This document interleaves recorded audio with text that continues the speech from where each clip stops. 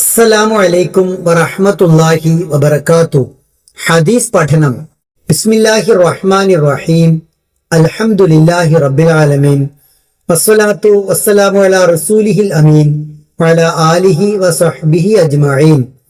അൻ അനസ് ഇബ്നു മാലിക് റളിയല്ലാഹു അൻഹു ഖാല മാ റഅയ്തു അഹദൻ കാന അർഹമ ബിൽ ഇയാൽ മിൻ റസൂലില്ലാഹി സ്വല്ലല്ലാഹു അലൈഹി വസല്ലം. ഇമാം മുസ്ലിം റഹിമഹുല്ലാ അദ്ദേഹത്തിന്റെ ഗ്രന്ഥത്തിൽ ഉദ്ധരിച്ച ഒരു ഹദീസിന്റെ തുടക്കമാണ് ഇത്.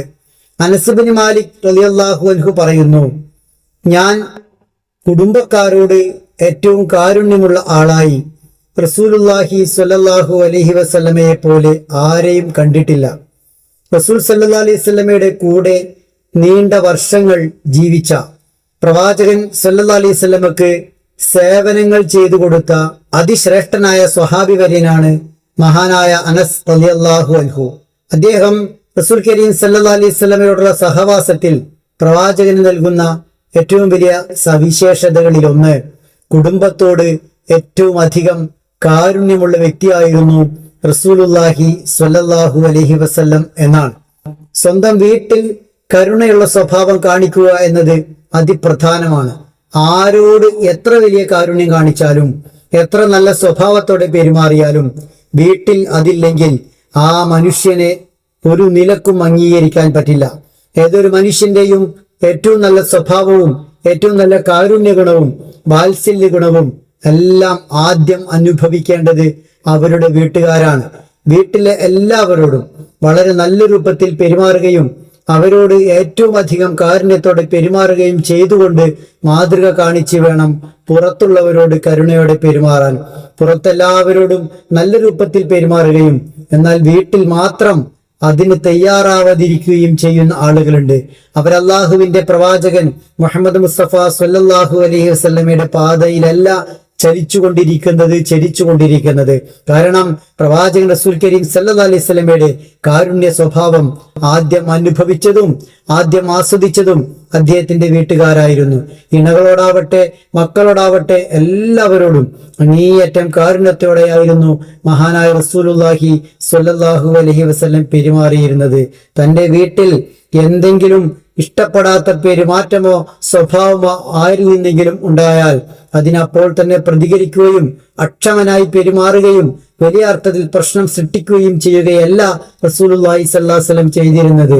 അള്ളാഹുവിന്റെ പ്രവാചകൻ ചെയ്തിരുന്നത് ഇത്തരം സന്ദർഭങ്ങളെ ക്ഷമയോടെ സഹനത്തോടെ വിട്ടുവീഴ്ചയോടെ നേരിടുക എന്നതായിരുന്നു. ഒരു പ്രശ്നത്തെ മറ്റൊരു പ്രശ്നം കൊണ്ട്, ഒരു ദേഷ്യത്തെ അതിനേക്കാൾ വലിയ ദേഷ്യം കൊണ്ട് നേരിടുക എന്നത് പ്രവാചക രീതിയേ അല്ല. അതുപോലെ തന്നെ പ്രവാചകൻ റസൂൽ കരീം സല്ലല്ലാഹു അലൈഹി വസല്ലമ ചെറിയ മക്കളോട് ഏറ്റവും അധികം കാരുണ്യത്തോടെയാണ് ഇടപെട്ടിരുന്നതും പെരുമാറിയിരുന്നതും. അത് പ്രവാചകൻ റസൂൽ കരീം സല്ലല്ലാഹു അലൈഹി വസല്ലമ സ്വന്തം വീട്ടിലുള്ള കുട്ടികളോട് മാത്രമല്ല എല്ലാവരോടും അങ്ങനെയായിരുന്നു. പക്ഷേ അതിന്റെ ആരംഭം തുടക്കം വീട്ടിലായിരുന്നു.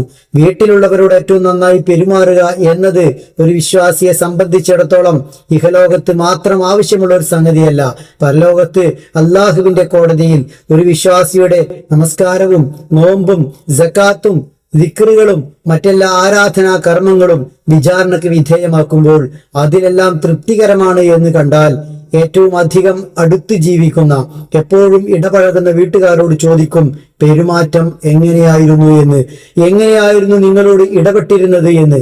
അവരെങ്ങാനും നെഗറ്റീവായ റിപ്പോർട്ട് കൊടുത്താൽ എല്ലാവരോടും പുഞ്ചിരിച്ച് ക്ഷമയോടെ പെരുമാറിയിരുന്ന എന്റെ കുടുംബത്തിലെ ഈ നാഥൻ ഞങ്ങളോട് അങ്ങനെയായിരുന്നില്ല, ഞങ്ങളോട് വളരെ പരുഷമായാണ് പെരുമാറിയിരുന്നത്, ഞങ്ങൾക്ക് പലപ്പോഴും സമാധാനം തന്നിട്ടില്ല, ക്ഷമ ഞങ്ങളോട് കാണിച്ചിട്ടില്ല, വിട്ടുവീഴ്ച കാണിച്ചിട്ടില്ല, വല്ലാത്ത ഭരണമായിരുന്നു, വല്ലാത്ത രൂപത്തിൽ ഞങ്ങളെ പ്രയാസപ്പെടുത്തിയായിരുന്നു ഇദ്ദേഹം മുന്നോട്ട് പോയിരുന്നത് എന്ന് പറഞ്ഞാൽ ചെയ്ത ഇബാദത്തുകൾ പോലും വേണ്ടത്ര പ്രയോജനം ചെയ്യാതെ വരും. നമ്മെക്കുറിച്ച് അള്ളാഹുവിന്റെ കോടതിയിൽ അള്ളാഹുവിന്റെ അടുക്കൽ നമ്മുടെ വീട്ടിലെ ആളുകൾ കൃത്യമായും സാക്ഷി പറയും എന്ന് നമ്മൾ അറിയണം. ആ സാക്ഷ്യം നമുക്ക് അനുകൂലമാകണമെങ്കിൽ തീർച്ചയായും ആ അർത്ഥത്തിൽ തന്നെ അവരോട് ഇടപഴകാനും അവരോട് സ്നേഹത്തോടെ വാത്സല്യത്തോടെ കാരുണ്യത്തോടെ ക്ഷമയോടെ വിട്ടുവീഴ്ചയോടെ ഇടപഴകാനും കഴിയണം. മറിച്ചായാൽ അള്ളാഹുവിന്റെ കോടതിയിൽ, സത്യം മാത്രം പറയുന്ന കോടതിയിൽ നമുക്കെതിരെ അവർ സാക്ഷി പറയും. ഭൂമിയിൽ ആരെങ്കിലും എങ്ങനെയുണ്ട് അദ്ദേഹം എന്ന് ചോദിച്ചാൽ എത്ര കാലമായി കൂടെ ജീവിക്കുന്നു, കുട്ടികളുടെ പിതാവാണ് എന്ന അർത്ഥത്തിലൊക്കെ, സ്വന്തം കുടുംബത്തിന്റെ മാനം കെടുത്തേണ്ടതില്ല എന്ന ചിന്തയാലൊക്കെ നല്ലത് പറഞ്ഞേക്കാമെങ്കിലും പരലോകത്ത് അത്തരം സെന്റിമെന്റ്സുകളോ അത്തരം പരിഗണനകളോ ഒന്നുമില്ല. തീർച്ചയായും അവിടെ സത്യം മാത്രമേ വരികയുള്ളൂ. അതിനാൽ കുടുംബത്തോട് നന്നായി പെരുമാറുക എന്നത് നമ്മുടെ പരലോക രക്ഷയ്ക്ക് വരെ ഏറ്റവും പ്രധാനമായ കാര്യമാണ്. വീട്ടിലെ എല്ലാവരോടും, താൻ വിവാഹം കഴിച്ചു കൊണ്ടുവന്ന ഇണയോടാവട്ടെ, അതിലൂടെ ഉണ്ടായ മക്കളോടാവട്ടെ, സഹോദരങ്ങളോടാവട്ടെ, വീട്ടിൽ സേവകരുണ്ടെങ്കിൽ അവരോടാകട്ടെ, എല്ലാവരോടും ഏറ്റവും കാരുണ്യത്തോടെ പെരുമാറി പ്രവാചക ജീവിതം സ്വന്തം ജീവിതത്തിൽ പകർത്തി അതുവഴി പ്രവാചകൻ റസൂൽ കരീം സല്ലല്ലാഹു അലൈഹി വസല്ലമയെ സ്വർഗത്തിൽ കണ്ടുമുട്ടാൻ കഴിയണം. അല്ലാഹു സുബ്ഹാനഹു വ തആല അതിന് നമ്മെ അനുഗ്രഹിക്കുമാറാവട്ടെ.